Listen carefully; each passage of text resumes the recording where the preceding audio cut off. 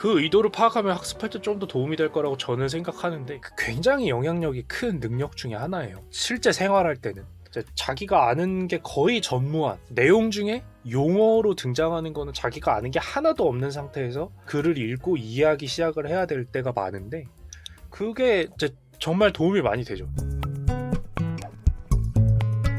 수험생이나 비문학 경제 부분이 워낙 약했는데 영상 보면서 많이 도움됐어요. 눈물로 도움돼서 정말 기쁩니다. 감사해요. 제 방송 코멘트 댓글들을 보면은 비문학 지문에 도움받는다는 분들 종종 보이는데 아주 기뻐요. 제가 예전에 비문학 지문이라는 거에 제가 국문과였고 하니까 이제 비문학 지문이라는 것이 가지고 있는 원래 의도죠. 명료하거든요. 되게 문학 지문이랑 다르게 문학 지문은 어떤 작품을 내느냐에 따라서 좀 출제자의 의도가 달라질 수 있지만 비문학 지문의 출제자의 의도는 고정이에요. 사실 비문학 지문이 출제되고 중에서 특히나 항상 뭐라고 맨날 욕을 먹으면서도 한두 개의 지문이 진짜 엄청난 전문 영역에 대한 지문으로 출제가 되잖아요. 그게 왜 그러냐면은 그 의도를 파악하면 학습할 때 좀 더 도움이 될 거라고 저는 생각하는데 애초에 비문학 지문의 존재 의의는 너가 그 영역에 대해서 아는 바가 없다고 가정했을 때 오로지 문맥상과 그러니까 이해할 수 없는 단어가 30%를 차지하는 정도의 지문인 상태에서 이해할 수 있는 단어와 문장만을 이해하고서도 그 전체 맥락을 이해할 수 있게 만드는 걸 훈련시키라고 존재하는 게 비문학이에요. 가르치는 이유는 그러니까 항상 모든 사람이 자신이 이해할 수 있는 단어로 이루어진 문장만 마주하진 않는단 말이에요. 그게 왜 중요하냐면 일반적으로 뉴스를 볼 때도 마찬가지지만 어떤 분야를 처음 공부할 때라는 거는 늘상 생길 거고 사회생활 할 때는 더더욱이 그 분야가 중요해요. 내가 알지 못하고 뭔가를 맞닥뜨리는 글 컨텐츠, 텍스트 이런 것들 그게 거의 사실은 적어도 사회초년생의 절반 정도를 차지한다라고 생각을 하거든요. 그러다 보니까 그게 언어가 어떤 언어든 상관없이 너가 애초에 대부분 모르는 단어로 이루어졌지만 네가 아는 언어로 텍스트가 이루어져 있을 때 너가 단어는 몰라도 뭘 말하고자 하고 있는지는 이해할 수 있니? 를 이제 출제하는 곳이에요. 비문학 지문이라는 거. 근데 실제로 그 능력이 되게 중요하거든요. 그 능력은 심지어 언어 계통이 아닌 사람한테도 사실 어떻게 보면 특히 더 중요해요. 어떤 지식이든지 처음 맞닥뜨릴 때는 모르는 단어가 많으니까. 그죠?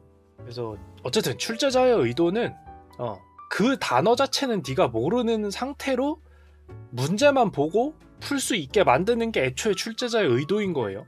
비문학 지문은. 그러다 보니까 이제 애초에 제가 예전에도 얘기했지만 뭐 예를 들어서 양자역학이나 이런 거에 대해서 내는 건 아니지 않냐 라고 하는데 그러니까 애초에 질문이 이제 잘못된 거죠.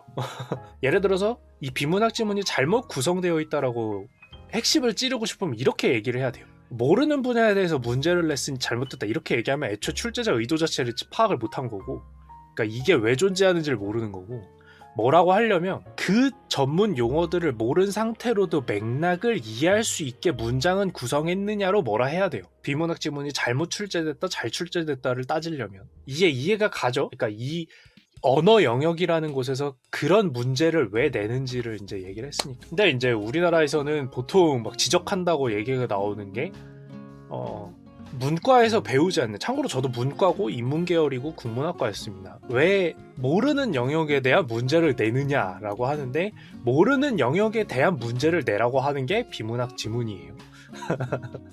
네. 그래서 알고 계시면 이제 공부 학습을 하실 때 애초에 비문학 지문에서 다루는 모든 영역을 내가 알 것이다. 물론 알면 좋아요. 유리한 건 맞아요. 그러니까 우리나라 교육 방식이 아쉽다라는 건 그런 건데 비문학 지문을 대비시킨다고 거기서 출제될 수 있는 모든 사회 이슈들을 다 학습을 시키죠. 그냥 그것도 뭐 나쁘다라고만 보긴 힘들어요. 결국 그렇게 학습하다 보면은 자기가 모르는 영역에 대한 해석력이 올라가거든요. 그래서 뭐 그것도 나쁜 건 아니니까 뭐 하는 건 좋아요. 근데 이제 학습할 때 도움이 되는 사고 방식이라는 거는 저거죠. 말 그대로 어차피 내가 모를 수도 있는 지문이 나온다라고 가정을 하면 나는 어떻게 학습해야 되는가? 뭐 첫 번째, 제일 단순한 방법은 모르는 영역이 없게 학습한다. 좋아요. 이제 그러면 두 번째, 결국에는 모르는 단어는 빼요. 그냥 모르는 단어는 읽으면서 표시만 해놓고 그 뭐 세모 뭐 동그라미 네모 표시 뭐 하죠. 가르치는 사람에 따라서 그냥 하면서 넘어가고 애초에 이 지문에서 이 단어가 어떤 의미를 갖는가를 유추하는 연습을 하는 거예요. 비문학 지문의 존재 의의는 그거기 때문에.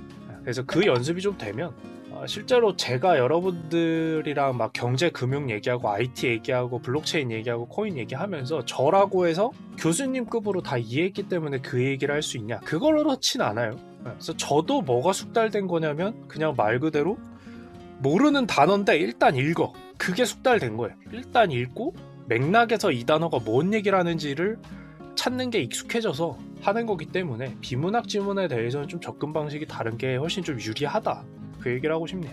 근데 그 능력이 실제로 현실에선 되게 도움이 많이 돼요. 정말 대부분 내가 모르는, 방금 얘기한 것도 맞아 똑같아요. 에바롱님이 질문을 주셔서 제가 책 아니어도 이제 다른 거를 통해서 여러분들하고 소통하려고 읽는다라고 했는데, 처음 딱 펼쳐봤을 때 제가 아는 경우인 경우는 거의 없거든요. 그렇잖아요. 제가 양자통신에 대해서 뭘 알고 있고 블록체인 처음 봤을 때 제가 뭘 알았겠어요. 제가 공대도 아니고. 근데 어쨌든 투자할 때 참고하려고 그 산업에 대해서 공부하고, 뭐 이따가 얘기할 TSMC에서 제가 반도체에서 도체와 반도체, 뭐 그리고 이진수가 왜 중요한지 이런 것들을 처음부터 어떻게 알겠어요. 처음 딱 맞닥뜨릴 때 그거를 처음부터 공부하고 그 분야에 대한 전공서를 찾아보고 이렇게 해서 찾아가는 경우는 그럴 시간 없어요. 사회생활에서는 그거 대비하고 있겠다고 대학 입학 새로 할 거 아니잖아요. 그죠? 그렇기 때문에 대부분은 자기가 그쪽 분야 지식이 전무한 상태에서 기사, 레포트, 업무 하달, 보고서 작성해라라는 명령이 떨어집니다. 업무가 떨어진단 말이에요. 그러면은 해야 될 거 아니에요. 읽어야 될 거 아니에요. 그러면 읽을 때 모르죠, 보통. 근데 모른다라고 겁먹고 접을 거예요? 그럴 수 없죠. 월급 받아야 되는데. 그렇기 때문에 사회생활에서는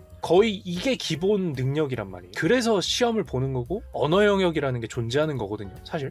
학생 때 왜 배우는지 모르겠지만 내가 이걸 왜 배우지라고 생각할 수 있는데, 그래서 하는 거예요.